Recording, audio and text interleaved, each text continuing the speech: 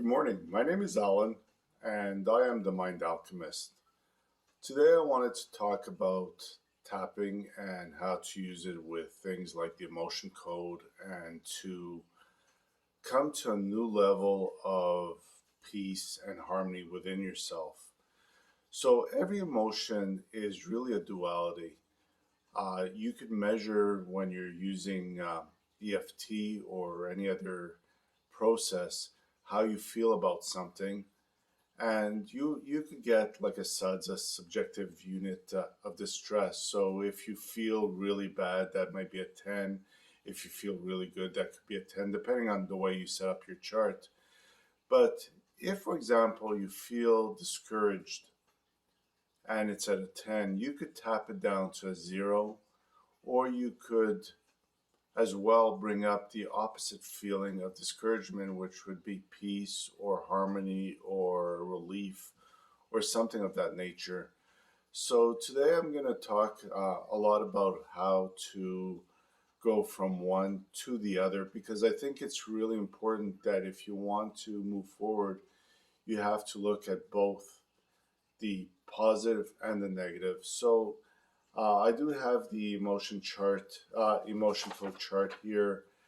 And for example, the first one would be abandonment, the emotion of abandonment. And if you measure how you feel abandoned either by your partner or earlier in life or anything else, you may want to tap on that.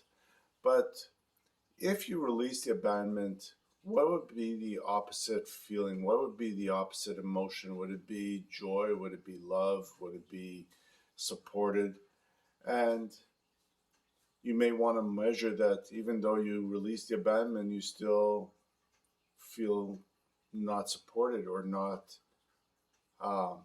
happy enough, whatever it is. So let's do one at a time. We'll go through 6 or 7, and we will do the best we can to move you to a higher place. I might also do separate videos on each emotion, just take a dozen or so that are relevant to me. And through repetition, very often we bring everything down to 0 or up to 10 as appropriate. So start tapping over here, and you could say, even though I felt abandoned, they didn't care. Or if they did, they just didn't have time for me. I felt abandoned. And I need to let that go. Even though I felt abandoned and I felt that way for the longest time, they just don't listen. They don't care anymore. They just don't love me. I feel abandoned. I feel alone. I'm going to let that go. And then you start tapping on the eyebrow point and say, I'm letting go of that feeling of abandonment. I'm letting it all go. All that abandonment.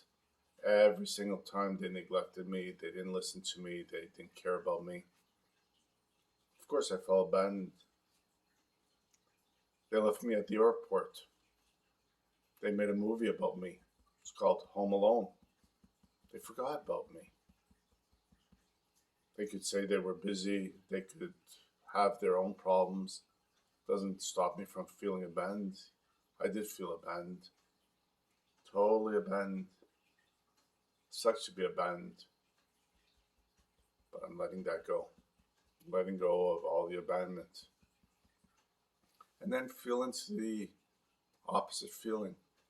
I feel supported. If you don't feel supported, you may want to now check again and see if it went up, but if not, I like to feel supported.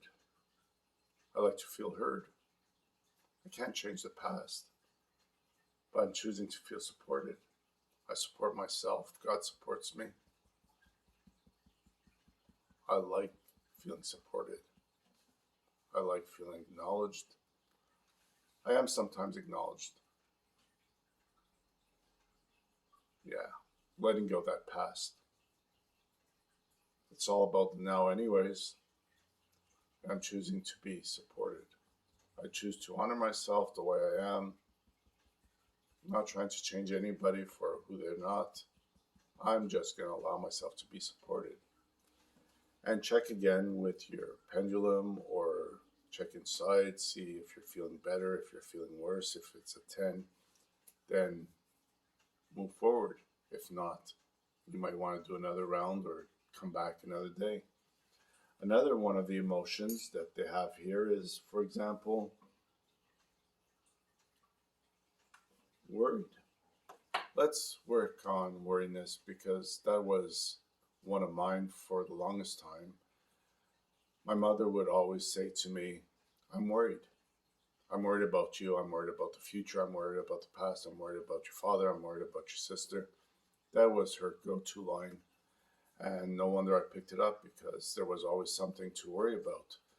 But even though I sense worry, for me it's a 10. But I've learned to let it go. It doesn't serve me. It's just a program that's running in my head.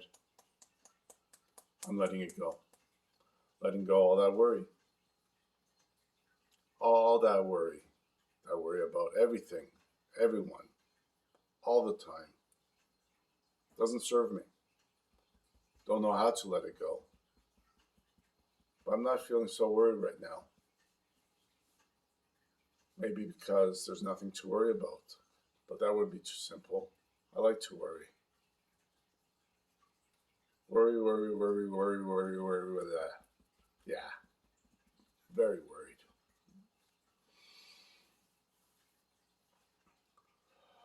Check in, see if that suds went down, if you're still feeling very worried or a little less worried. And the opposite of worry is, for me, freedom. When I'm not worried, when I'm at the beach, totally carefree. Do I feel carefree right now? Maybe no. For me, it's feeling like a 4, maybe a 5, mixed in with some worries. But I'm going to raise that to 10 if possible. So I like that feeling at the beach. I like that feeling of just closing my eyes, taking the sun, enjoying life. I like having the day off, a day off from my life, a day off from thinking, overthinking, underthinking. I just like the sound of the waves, the smell of the air. I like being carefree. I like being free. I wish I could be free all the time, and probably I can. Not worried is still worried, because I'm focused on worried. But I like thinking about being carefree now. I'm choosing to be carefree. I am carefree. I'm free. I'm grateful for freedom. I'm grateful for who I am. I'm really happy to be carefree.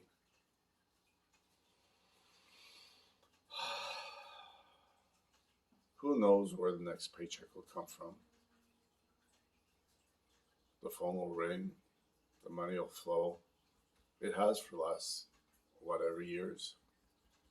Since I was old enough to get my first paycheck, it's always flowed. Never enough, but always flowed. So I'm just going to let it go. I'm going to be free. I allow the money to find me. I'm going to allow the clients to find me. I am totally free, and I'm happy to be free. It feels really good to be free.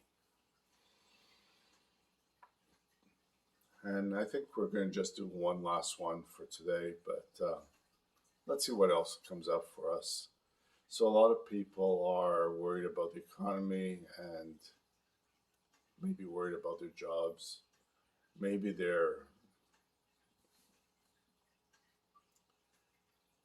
there's a feeling of dread. I don't see it on my list, but yeah, check in the feeling of dread that the world is coming to an end, that things are like, oh my God, you're just dreading waking up, going to work, going outside, meeting people, because how bad could it get? That feeling of like, it can't get any worse, or can it? So I feel that somewhere. It might be in my stomach. It might be in my neck and shoulders. I feel the dread when I think about what I have to do today, who I'm going to see, what I'm going to do. I'm feeling dread. It's a horrible feeling. I just don't like to feel dread. I could let go of the dread, but no, it's true. There's a war going on somewhere. People are starving. People are fleeing for their lives. They're sleeping in boxes. They're eating rats. I don't know. Like, oh my God, all that dread. And when I think of those people, poor people, I'm so lucky to be where I am, but how long will that last? I'm dreading the future. I'm dreading what's going to come because I really don't know what's going to come. And I need to let go the dread. I need to let it go.